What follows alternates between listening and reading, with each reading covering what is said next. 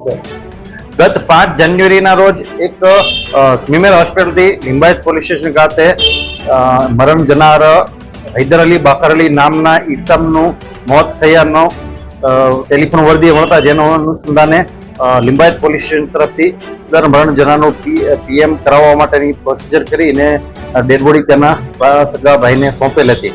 Meanwhile સદર dead body એમના ઘરે જતા મરણ જનારની પત્ની છે એને સુરત શહેર ખાતે તે હૈદર અલીની દફન વિધિ કરવાનો આગ્રહ રાખેલ, પરંતુ તેનો નાનો ભાઈ હતો. એણે કીધું કે આપણે પૂર્વી ચંપારણ બિહારના વતની છીએ ને આપણે ત્યાં તેની દફન વિધિ કરવી જોઈએ. જેના અનુસંધાને પતિ પત્નીને બંનેને પત્નીને અને તેના ભાઈને એટલે કે ભાઈ ભાભીને બંનેને બોલાચાલી થતા જે અનુસંધાને તેના ભાઈને મરણ જનારના મોત અનુસંધાને શક વહેમ જતા તેણે પોલીસનો કોન્ટેક્ટ કરતા પોલીસે સિનિયર ઓફિસર્સ સાથે ડિસ્કસ કરી અને સદર મરણ જનારનું ફોરેન્સિક પેનલ ડોક્ટરથી પીએમ કરવામાં આવેલું. પીએમ કરાવ્યા બાદ સદર મરણ જનારનું ચોક્કસ કારણ એસ્ફેક્સિયા ડ્યુ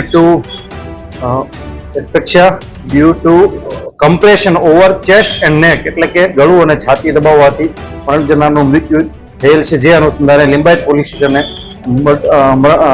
ખૂનનો ગુનો દાખલ કરીને આગળની તપાસ ચાલુ છે.